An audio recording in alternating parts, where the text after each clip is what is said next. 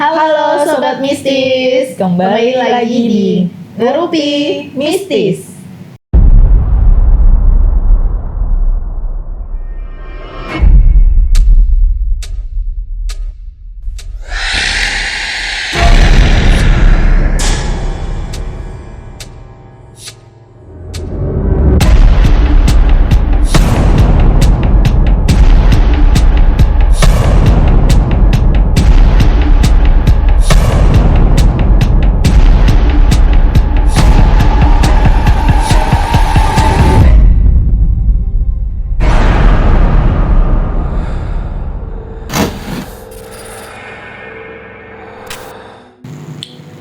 Mbak Vin,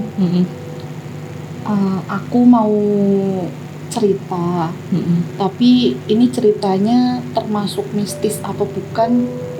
Aku bingung sih, maksudnya soalnya ini belum lama aku dikasih kabar dari saudaraku kalau misalkan salah satu teman SD ku cewek itu meninggal. Dan di kampungku daerah Pekalongan itu dikabarinya meninggalnya secara tidak wajar. Dari situ aku maksudnya mikir sih, meninggal nggak wajar. Soalnya setauku si temanku ini itu dari mulai aku kenal sampai sekarang pun dia itu anak yang agamis banget. Dimana dia riwayatnya itu kan setelah lulus SD dia mondok. Jadi mondok itu berarti dari mulai SMP ya. Nah dia nikah pun sama santri. Jadi sama-sama orang santri gitu. Terus nikah.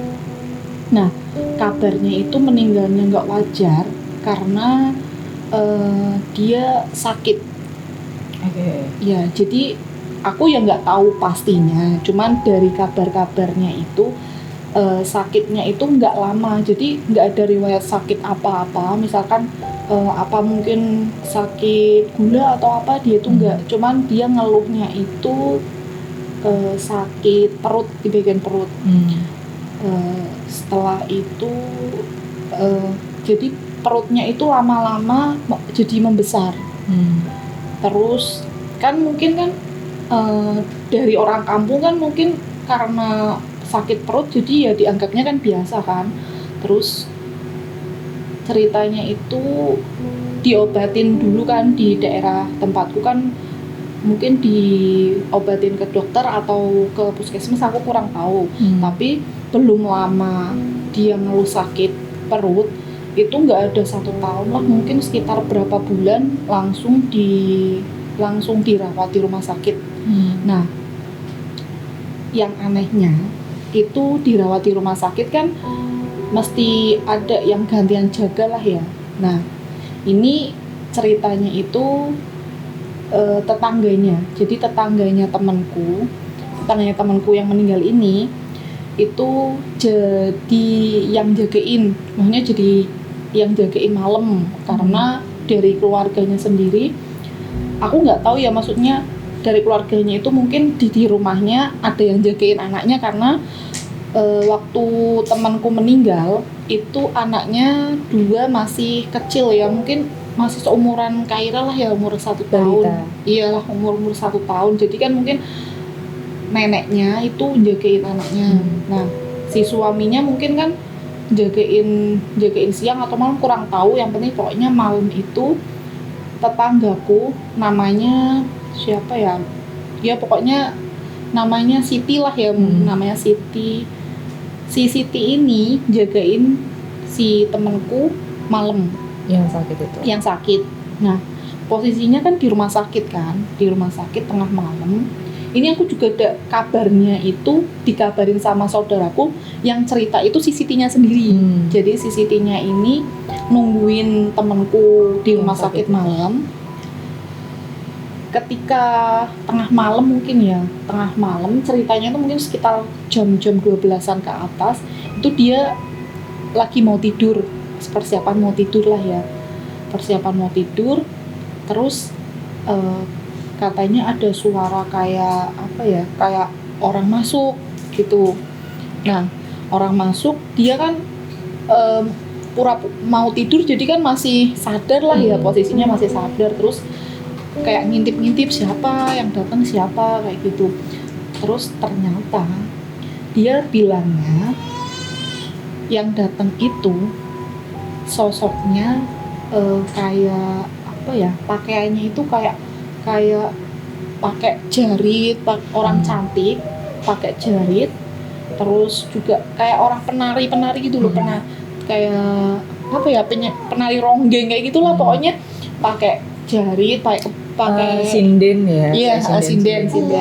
Nah, pakai sinden, terus ininya dandanan kayak ada bunga-bunganya, bunga melati, terus pakai apa ya, dandanan ala-ala sinden gitu. Ah ya, kayak gitulah. Dia kan kaget kan, kok ada kayak orang kayak gitu masuk. Nah, di rumah sakit lagi. Nah, di rumah sakit kan pikirnya malam-malam ngapain. Nah, si Siti ini kan dia nggak berani negur karena mungkin dia takut kan. Nah, dia itu katanya pura-pura tidur. Nah, pas waktu itu dia lihat pokoknya si sindennya ini nyamperin temenku pas lagi berbaring, posisi di bed rumah sakitnya itu, nyamperin lah, nggak tahu komunikasi apa, pokoknya agak lama nyamperin temenku itu. Terus karena saking ketakutannya si Siti ini, ya pokoknya baca apa aja yang dia hafal, yang dia ingat lah. Terus nggak lama kemudian si sindennya ini hilang, nggak tahu pergi kemana, nggak tahu. Nah, selang beberapa hari setelah kejadian itu, akhirnya temanku meninggal. Nah, dari info dari rumah sakit lah, dari rekam medisnya dokter, mungkin kan ya keluarga kan juga pengen tahu kan si temanku ini sakitnya apa. Terus kan harus ada, kalau misalkan di rumah sakit kan harus ada rangkaian inilah pemeriksaan, mungkin dari kalau di bagian perut mungkin USG atau gimana, itu kata dokternya sih hasilnya memang nggak ada apa-apa sih, maksudnya nggak ada penyakit kronis. Nah iya, nggak ada penyakit kronis. Terus juga riwayat penyakitnya juga temanku juga nggak ada. Bilangnya sih dulu itu hamil anaknya pun lahiran normal gitu kan. Terus juga sakitnya itu ngeluhnya cuma sakit perut, dan perutnya besarnya besar katanya sih sama kayak orang hamil kayak gitu. Nah, badannya temanku ini kan memang kurus sih, cuman kan setelah sakit itu katanya kurus banget, bilangnya kayak gitu. Nah, terus meninggal kan. Nah, jadi kampungku itu kan langsung, ya namanya orang kampung kan mesti langsung ada berita yang yang kayak tanda kutip lah, langsung jadi nyebar. Wah, meninggal loh, kok meninggalnya kenapa ini, kok ujuk-ujuk meninggal. Maksudnya kan ya aneh aja kan, mesti orang kampung kan saling mempertanyakan. Nah, setelah itu aku dapat info lagi, katanya ini dapat infonya dari keluargaku sendiri sih, karena kakakku kan ya ikut pas prosesi pemakaman. Nah, pengajian kali ya? Enggak, pas dimakamin, pas dikuburin lah. Itu kan yang cerita itu gimana ya, aku dapat infonya dari keluargaku. Itu infonya itu langsung dari ayahnya kandung si temanku. Katanya pas temanku mau dimasukin ke liang lahat, itu kan dibawanya kan dari rumah ke kuburan kan pakai keranda kayak gitu kan.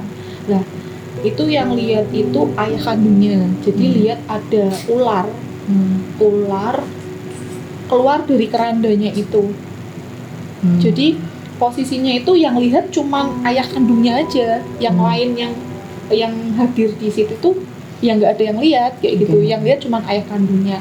Ya itu kan jadi tanda kutip yang kedua kan, anehnya. Maksudnya kok nah ini ayahnya kan cerita, namanya kan cerita ke saudaranya, saudaranya cerita ke siapa kan jadi Omong-omong, menyebar. ya. Nah, ini juga temanku ini masih saudara jauh sih sama aku, jadi kan kabarnya masih tetap ini. Nah terus apa ya, pokoknya itu. Nah yang jadi pertanyaanku lah ya, kan aku kan kepo kan, maksudnya kok ya gimana ya, maksudnya temanku ini kan masih muda, ya masih seumuranku, kok ya meninggalnya kok kayak gitu. Terus juga posisinya kan dia katanya sih mau pindah rumah, kan bikin rumah baru kayak gitu.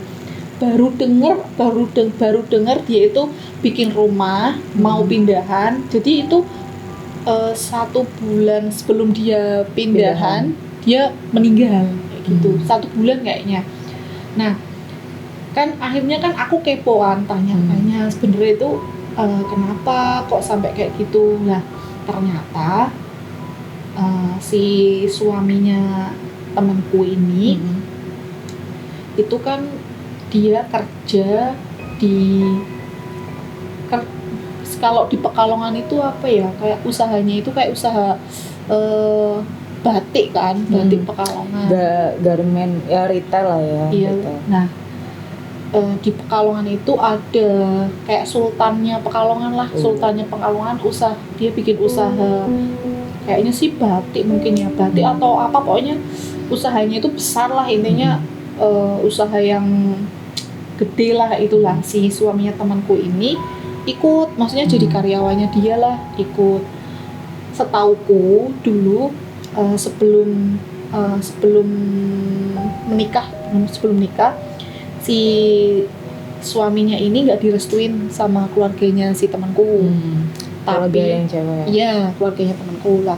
Tapi karena si suaminya ini mungkin udah sukses lah ya gara-gara ikut si sultan ini. Jadi dia akhirnya ikut sukses, ikut sukses, malah apa namanya, pas habis nikah itu langsung beli mobil kayak gitu kan. Jadi kan wah hebat nih, langsung kalau di kampung kan udah beli mobil itu kayaknya udah wah gitu kan. Nah terus dengarnya ini si sultan ini setiap tahunnya, setiap lebaran itu mesti ngasih kayak THR gitu, kayak THR, tapi THR-nya itu nggak main-main, maksudnya kayak THR kalau bos-bos kan ngasih THR-nya kayak apa sih, rupiah sembako ya? kalau nggak ya, kalau nggak beras, pokoknya paket sembako, kalau nggak uang berapa rupiah kayak gitu Parcel, kan. Nah, kayak gitu. Kalau ini pernah masuk TV juga, si sultan ini bagi-bagi THR-nya ini berbentuk rumah, mobil, terus apa, pokoknya berbentuk yang besar-besar, paket umroh kayak gitu-gitu lah. Si suaminya temanku ini kejadian dapat rumah gitu. Nah si suaminya temanku ini kan dapat rumah, pokoknya itu udah dibangun rumahnya, tinggal pindah. Akhirnya si temanku ini meninggal. Jadi dikasihnya udah rumah jadi. Iya, udah rumah jadi. Mungkin tinggal renov apa gimana, aku nggak tahu ya.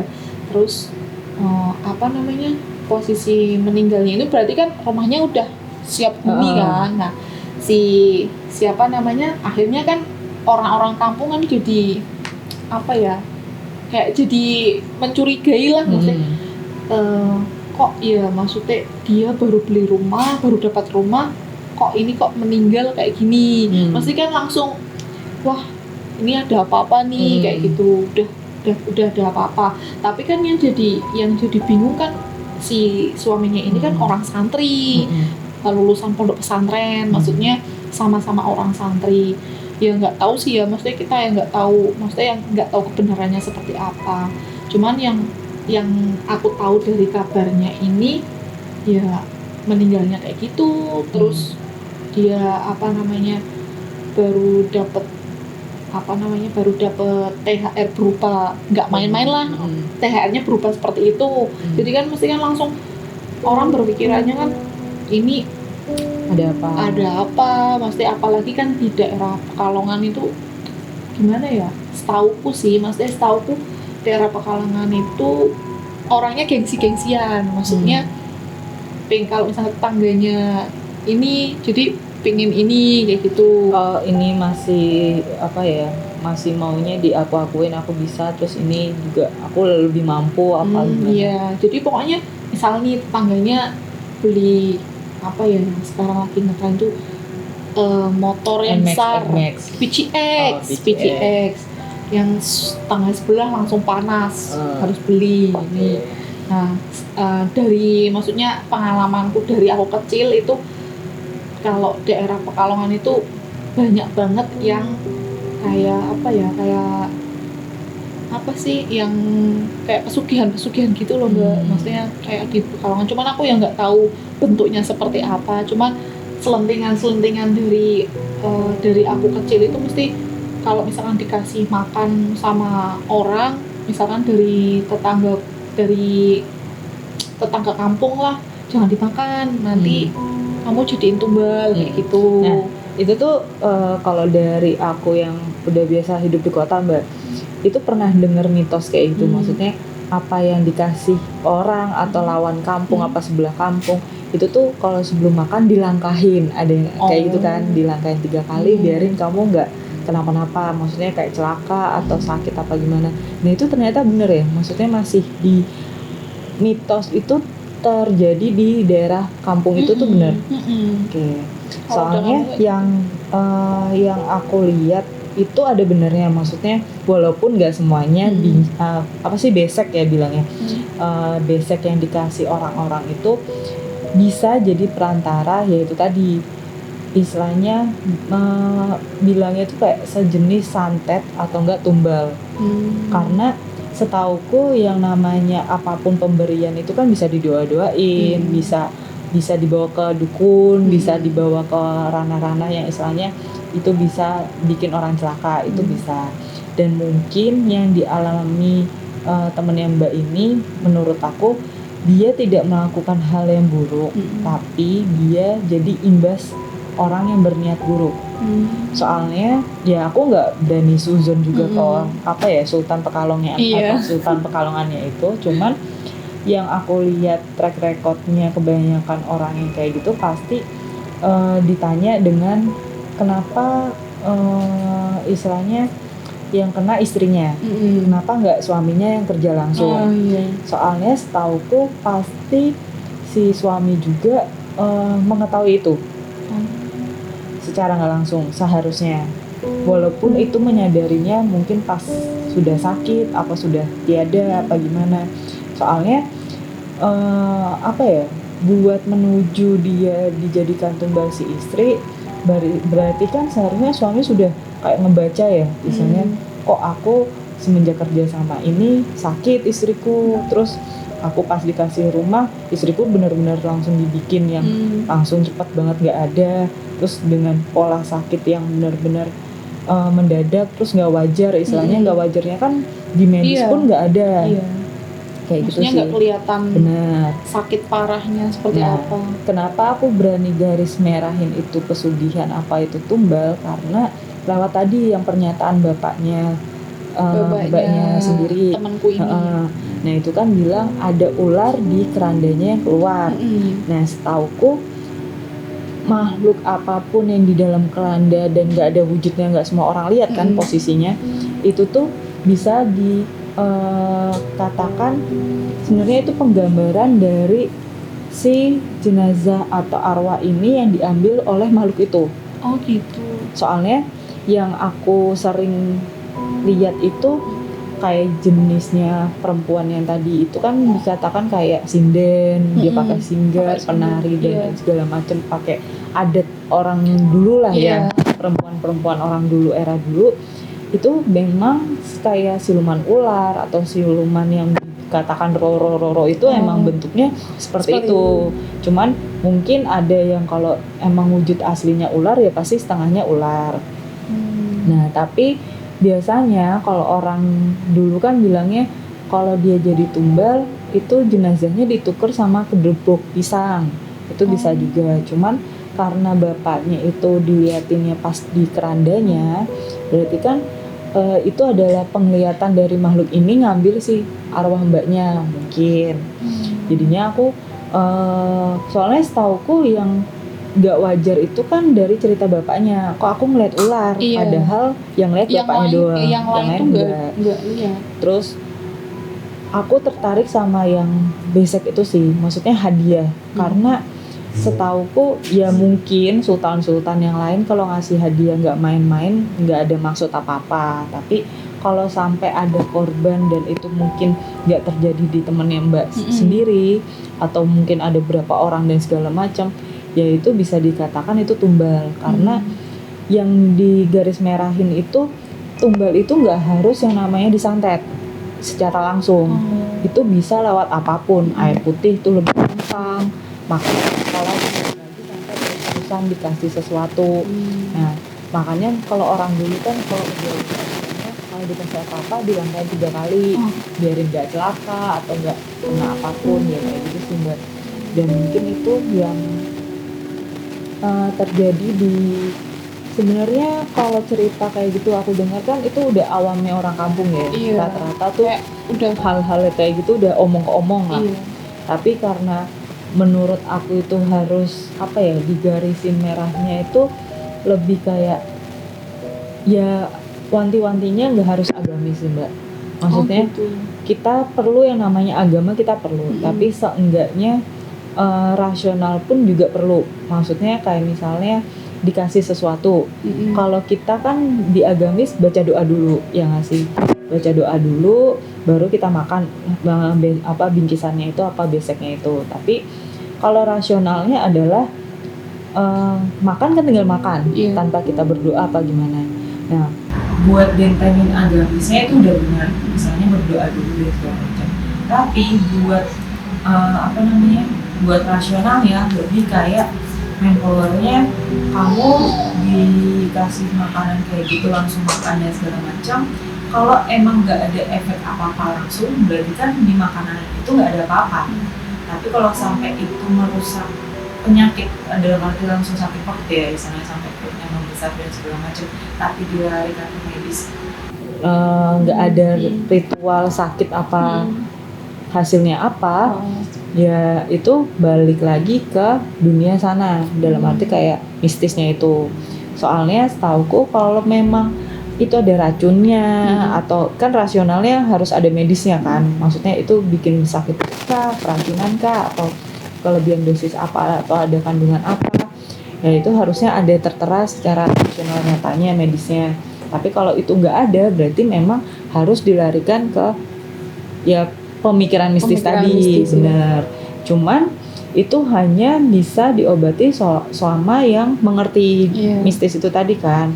Mungkin pas mbaknya sakit itu nggak ada yang buat lari ke sana.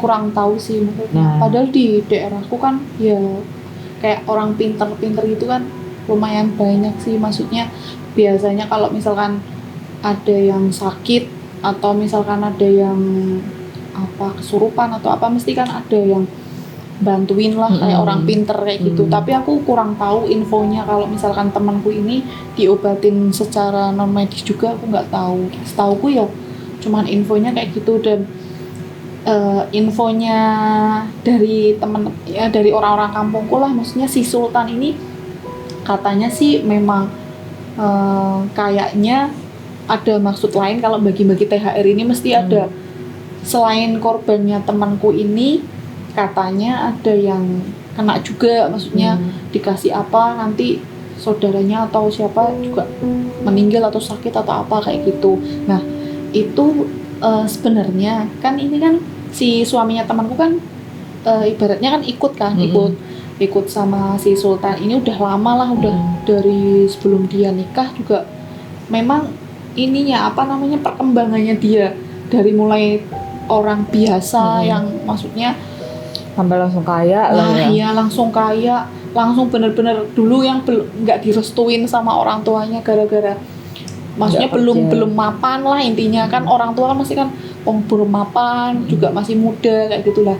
Dari setelah menikah itu langsung udah beli mobil, terus langsung dapat rumah lah. Katanya ini setiap kali kalau orang Pekalongan itu biasanya tuh nyebutnya kayak loper gitu loh Mbak. Jadi kayak kloper barang ke daerah Cirebon apa daerah mana. Oh, kayak gitu. ini ya, apa distributor gitu ya. Iya. Nah, dia setiap kali berangkat lah ya. Kalau orang Pekalongan setiap kali berangkat, setiap hari apa berangkat, setiap kali dia pulang itu nggak pernah gagal. Jadi setiap kali dia pulang itu pasti barang ludes. Ini katanya saudaraku, kakakku sendiri bilang kalau pulang tuh maksudnya pada wah hebat ini pulang mesti langsung bawa uang sekepok lah intinya. Wah uangnya berkarung-karung kan, sawang sinawang lah intinya. Kalau orang wah hebat ya, kita kan nggak tahu dalamnya maksudnya kayak gimana. Nah itu sebenarnya suaminya itu maksudnya tahu nggak maksudnya misalkan si istrinya ini yang bakal jadi ininya sebenarnya maksudnya sebenarnya itu kalau misalkan di dunia mistis seharusnya merasakan sih, maksudnya dia hidup sama seseorang yang dibikin tumbal lah istilahnya. Itu seharusnya suaminya sendiri notice, maksudnya dia ngerasa kok nggak ada yang beres dengan ya mungkin kalau manusiawinya kan tergoda sama uang tadi, pekerjaannya lancar dan segala macam, tapi dia nggak notice istrinya sendiri. Tapi seharusnya pertanda atau notice tadi ya sebenarnya si Tuhan kan pasti ngasih tahu toh lewat kayak mimpi kah atau apa ya, aku nggak tahu juga, mungkin kan suaminya juga nggak cerita apa-apa. Tapi itu lagi balik ke manusianya, dia menikmati hal yang kayak gitu. Jadi dia mengorbankan atau kehilangan istri, setauku orang kayak gitu ya biasa aja, bakal be aja, dan pasti ya udah yang penting aku udah bekerja, udah punya semuanya, jadinya udah terlena hidup yang enak tanpa mikir kehilangan istri sih. Menurutku orang kayak gitu emang ya pasti ganjarannya lebih berat sih. dengar sih juga katanya sih setiap hari Jumat apa Kamis ya, pokoknya setiap seminggu sekali tuh mesti katanya ini apa kayak ziarah ke kuburnya, bilangnya sih kayak gitu. Maksudnya kan setiap seminggu dia pulang kan udah menempati kan, ini kan udah menempati rumah yang baru dan sudah menikah lagi. Langsung menikah. Iya, langsung menikah, berarti kayaknya belum ada 40 hari deh, maksudnya belum ada kan ini kan maksudnya belum juga lama kan, maksudnya belum lama itu katanya seminggu apa 2 minggu setelah temanku ini meninggal langsung nikah lagi. Nah itu makanya istilahnya ujiannya manusia itu kan kalau di bangsa jin itu lewatnya keenakan duniawi. Duniawinya dienakin, nanti sadarnya buat agamis atau sadarnya buat dosa dan segala macamnya itu pasti carry ya belakangan. Pasti nggak sadar bakal kayak ya udah gue kehilangan istri, istriku udah meninggal, yang penting aku punya harta atau duniawi, ya udah aku nikah lagi atau gimana, pasti kayak gitu. Soalnya rata-rata yang menyadari istrinya atau pasangan kita yang jadi tumbal itu dia sebenarnya pelaku, dia sebenarnya juga pekerja di bidang hal mistis itu. Karena setauku kalau sampai si bos ini, si sultan ini numbalin istri pegawainya, pasti kan ini harus lewat pegawainya sendiri. Gak mungkin istilahnya bosnya ngasih sesuatu langsung ke istrinya, kan gak mungkin. Pasti harusnya si pegawainya pun suaminya itu notice, ini kok aku dikasih ini dengan ini dan istilahnya impactnya ke istriku, dan sedangkan aku nggak kenapa-napa. Nah mungkin kalau jalannya Tuhan kan kalau buat tumbal atau pesugihan atau dia yang lakuin atau korban itu biasanya bakal kecentok atau ngerasain langsungnya tuh carry. Soalnya kalau pelakunya sendiri kan kayak tuyul, itu kan harus berpasangan mbak, karena istilahnya kalau tuyul itu harus istrinya tuh netein. Nah pasti yang bakal kehilangan nyawa duluan itu rata-rata istrinya, karena kan pasti dia neteinnya itu darah. Terus istrinya jadi kehabisan darah, entah yang sakitnya anemia, leukemia dan segala macam yang berhubungan darah, pasti dia meninggal. Terus abis istrinya meninggal pasti nyerangnya langsung ke pekerja, maksudnya ke pelaku aslinya, yaitu suaminya. Nah setauku yang kasusnya ini Mbak Kiki temennya itu, aku sih ngelihatnya kasihan sih, maksudnya si istri ini jadi tumbal yang nggak ngerti apa-apa ya kan. Terus istilahnya dia harus meninggal dengan cara seperti itu, ya kita cuman bisa bantu doa yang gimana caranya dia bisa menyelesaikan masanya yang tadinya udah terikat jadi tumbal kui. Nah, itu yang jadi pertanyaanku ya, kalau orang yang jadi tumbal kan dia kan meninggal kan, itu sebenarnya kemana? Maksudnya kalau meninggal, dia meninggal kan dia jadi tumbal, terus sebenarnya kan dia kan belum meninggal kan. Aku nggak tahu maksudnya itu berarti setelah meninggal itu dia kemana kayak gitu. Kalau di skemanya Tuhan itu kan sudah di istilahnya tanah udah dikasih tahu jodoh, takdir, rezeki dan kematianmu kapan. Dan kematianmu kapan pun sudah dikasih tahu kalau itu matinya seperti apa. Itu sudah ada. Tapi ketika kamu itu melakukan pesugihan yang tergoda sama jin, itu sebenarnya mati takdir dari Tuhan itu dimajuin. Misalnya aku meninggal misal di tahun 2021 misal. Tapi aku sudah diambil dulu sama setan gara-gara aku pesugihan sama dia itu di tahun 2018. Jadi ada jangka di mana aku mengabdi dulu sama si setan itu. Nah, makanya kenapa orang tuh pada bilang bisa masukin itu ke dunia mistis karena sebelum masuk ke liang lahat itu tuh udah kayak dijemput sama makhluknya. Nah, kayak tadi kan kayak ular tadi. Yang di rumah sakit itu berarti dia jemput. Iya, itu bisa dibilang kayak nembung kayak ya. Nembung ya maksudnya. Mau dibawa. Iya, mau dibawa. Itu biasanya rata-rata dikasih penglihatannya kayak gitu. Berarti kayak ini ya. Kan tadi kan Mbak Vina bilangnya kan kayak mengabdi. Nah, ini berarti temanku kan ya ibaratnya jadi korban kan. Berarti dia kayak ini enggak sih, maksudnya kayak diperbudak dulu. Iya, pasti diperbudak dulu sampai masanya si jin ini udah puas dan pasti kan cari pengganti toh. Nah, cari penggantinya itu kan biasanya ke suaminya. Nanti suaminya yang diambil. Suaminya yang diambil atau suaminya ngasih siapa lagi yaitu korban. Nah, itu siapa juga lagi. bisa. Kan temanku kan masih anaknya punya anak kan. Ya itu kan yang maksudku kan biasanya apakah si suami ini punya perjanjian kalau misalkan jangan aku yang diambil atau gimana kayak gitu kan masih ada anak bisa, terus ini kan juga punya istri baru istri baru dikorbankan lagi cari istri lagi mantap. Soalnya seperti itu setauku yang namanya kerja sama makhluk sana sejenis jin kastanya dan segala macam, kalau soal tumbal itu pasti ada yang namanya perjanjian, terus pengorbanan tadi dia mengorbanin siapa sampai habis, sampai seenggaknya kan dia jin itu paling suka kalau ngambil seseorang yang berarti sama si pekerjanya nih, ya nggak sih, sama lakonnya, entah istrinya, entah anaknya, entah siapa. Kalau sampai si suaminya ini nggak punya stok yang udah buat dikorbanin, nah pasti si jin mulai ngambilnya ke ranah suaminya. Oh gitu, ya berarti kalau udah diambil kan udah selesai.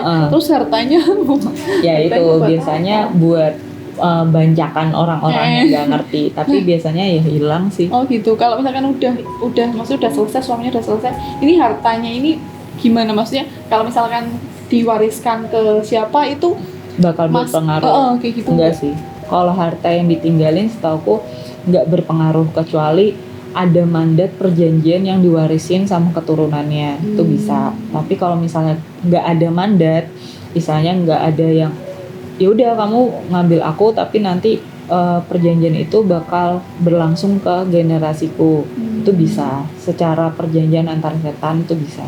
Ngeri ya. Kalau di kampungku sih, maksudnya daerah Pekalongan tuh apa ya? Dari dulu tuh sering banget dengar, maksudnya soal pesugihan itu sering kayak misalkan jualan nih, ini jualan bakso lah, misalkan jualan bakso, sebelahnya juga jualan bakso.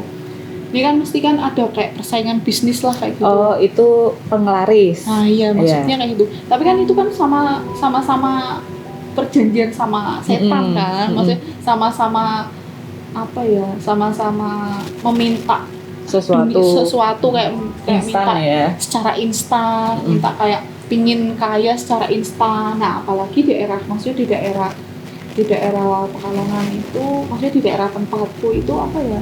Ya itu yang tadi aku bilang kan, maksudnya si tetangganya beli apa, ini pengen langsung ini Gengsi duniawi lah ya, maksudnya kayak gitu. Jadi kan mengorbankan orang-orang yang di sana. Berarti apa ya, kayak maksudnya kasihan juga sih, maksudnya temanku masih muda terus sampai mengalami seperti itu, ya disayangkan aja sih.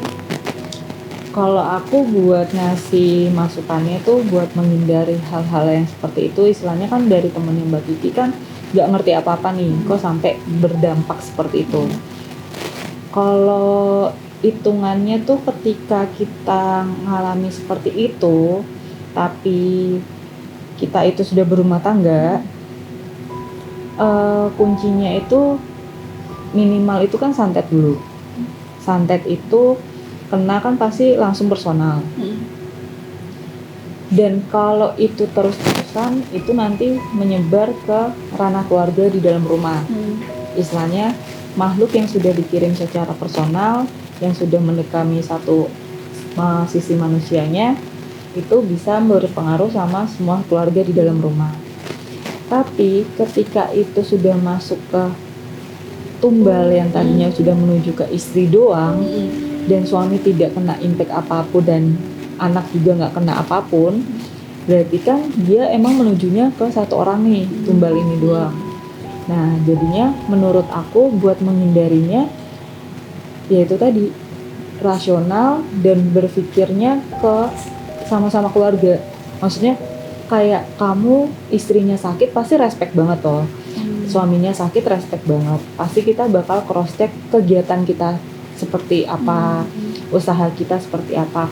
Orang kita aja yang punya suami kerja, kalau punya apa ya, duit berlebih pasti kita nanya kan sebagai istri, kok nih uang lebih dari mana, halal kah, apa gimana. Nah, kalau sampai suami itu nggak ngerasa ada something di pekerjaannya dan itu nggak mempertanyakan uang atau gimana nya, berarti kan secara nggak langsung dia mempersilahkan istrinya seperti itu. Jadi aku melihatnya, kenapa nggak bisa menyalahkan si sultannya yang ngasih sesuatu atau sultannya menjadikan istrinya itu tumbal. Pasti si laki-laki ini juga bersedia, karena itulah tadi track recordnya belum 40 hari sudah langsung menikah.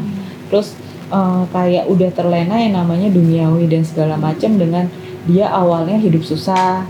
Nah, biasanya kan jin-jin ngasihnya itu tuh, nih tak kasih uang segepok, gak main-main, pokoknya ngasih mobil tiba-tiba jatuh dari langit mungkin. Jadinya ya aku nggak bisa menyalahkan manusianya, cuman ya kita cuman bisa bantu si istrinya gimana caranya biarin terlepas dari jeratan itu lewat doa, biarin dia lebih tenang di alam sana gitu sih Mbak. Berarti kan ini kan temanku kan agamis ya orangnya, itu nggak cukup ya, maksudnya buat kayak menamai dirinya buat jadi kayak itu, berarti itu maksudnya belum cukup untuk menamai dirinya dari hal-hal malah seperti itu. Yang aku lihat dari sisi lain ya, kenapa Tuhan itu mengizinkan itu terjadi, mungkin nanti bakal karmanya atau hukumannya itu lebih berat ke suami. Mungkin itu yang terjadi nanti, karena setauku apapun yang ditimpakan ke manusia dan manusia itu menjalankan sesuai hukuman itu atau teguran, ya kalau teguran gak sampai meninggal lah istilahnya, dia sampai mengizinkan si perempuan ini meninggal dalam hal mungkin pesugihan itu tadi, mungkin Tuhan punya maksud lain. Kayak ya, gitu gak sih. tahu lah rencananya Tuhan kayak apa ya. Dan kalau sampai kita menyalurkan agamis buat bawa-bawa agama, menurutku semua yang kena santet atau musibah mistis dan segala macam pasti dia punya agama, ya nggak sih? Malah kebanyakan yang nggak percaya Tuhan yang nggak kena. Iya.